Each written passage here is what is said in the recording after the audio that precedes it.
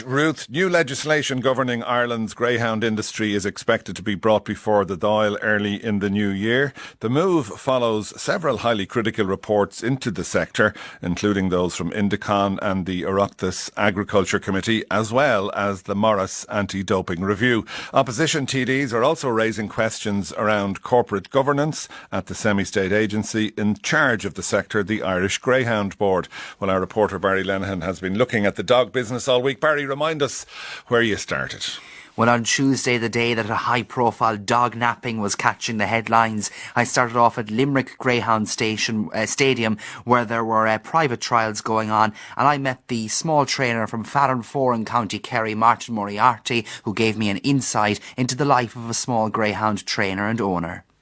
Since I was a child, I was walking them for their brother and friends, and I was always handy, like, and I got involved in myself in ownership later on. The rewards aren't great, you know. I mean, the drug seems to have taken over the thing now. It would be great to come to a track again where you can compete on a level to them. You sound very disillusioned with the game. It is like, there's a lot of people disillusioned with it. Did you ever think of giving it up? You'll be disillusioned, but you'd always have the draw because you have so much contact with the dogs. You have such a feeling for the game, like, it's just hard to walk away from it. Yes, indeed. And that's Martin Moriarty there. And Barry, he referenced the issue of drugs and doping in the greyhound industry when you spoke to him. What are the substances involved? Yes, so Irish Greyhounds over the last 2 years here have tested positive for roughly 3 different classifications of substances. Stoppers to make the dogs run slower, such as chlorpromazine, which has been used in the past to treat the symptoms of schizophrenia. Steroids, such as stanozol, which hit the headlines back in 1988 when Ben Johnson tested positive for it, the Canadian sprinter at the 1988 Olympics. And starters as well. Dogs here have tested positive for the Class A drugs, amphetamine and cocaine. Now, this is not just an Irish problem in the United Kingdom as well, where 80% of the dogs who run are Irish and 5,000 to 6,000 greyhounds are exported from here every year. One incident, a dog tested positive for cocaine. The trainer at the disciplinary hearing claimed that the greyhound consumed the cocaine either through an ointment the trainer got from the Far East for a dodgy knee, or simply that the dog sniffed the cocaine in a puddle of water. Both these explanations were rejected.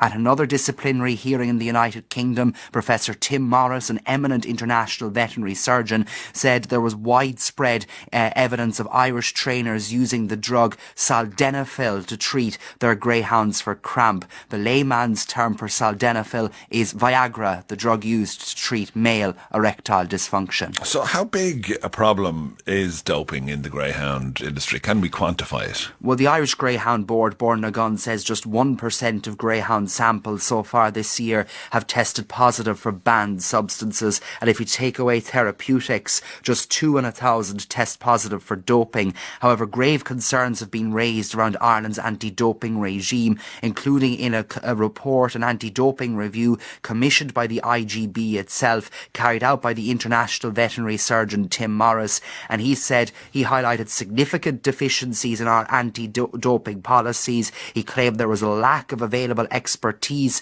in anti-doping and medication control, and he also highlighted inadequacies at the National Greyhound Laboratory in Limerick, in which he says that their limits for the detection of stanozol, the steroid, aren't low enough to detect substance abuse. The British Greyhound Board, he said, also had a high level of distrust towards its Irish counterpart, and also in Britain, owners and trainers have been warned about purchasing Irish dogs due to their drug status. Now, remind us, what did you tell us in yesterday's report? Yesterday we heard of issues around corporate governance and finances at the Irish Greyhound Board, and we also heard the concerns of several TDs, including the Fianna Fáil TD, John McGuinness. Seems now that the government continue to bail out the greyhound industry in spite of the fact that there are mounting debts and that there is very poor accountability. The agency is being kept alive by taxpayers' money, and that is a questionable position, you know, for any agency to be in. And in spite of getting significant monies from the taxpayer, they are still unable to meet their commitments, and its credibility is now at stake. Indeed, I would suggest that financially, its future is at stake. And that's Fianna Fáil TD John McGuinness. So at the end of the week, Barry, have the Irish Greyhound report provided any response to your reports? Well, they sent a legal letter earlier this week in which they expressed their concerns over their lack of a right to reply. Important to point out, we sent questions to the board on both Wednesday and Thursday, and we included the board's replies in both of those reports. We also offered an invite for a representative to join us this evening. That invitation was declined, but they did provide us with a statement which has also been posted on their website. What does the statement say?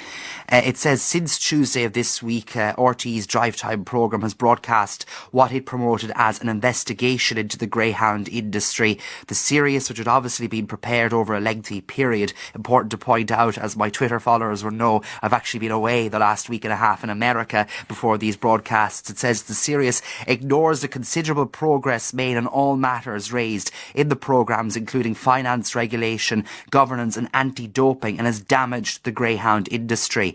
In the course of 3 programmes broadcast to date, the Irish Greyhound Board was not offered any opportunity to challenge or rebut criticisms, inaccuracies and misrepresentations made by a number of contributors to the programme. And finally, what did the Irish Greyhound Board say in response to our invitation to actually appear on this evening's programme? It said that RTE has now issued an invitation to the IGB to provide a spokesperson to address matters raised in recent days. The Irish Greyhound Board, however, has serious concerns in respect of RTE's conducts surrounding the reports aired and to be aired in the course of the Drivetime programme.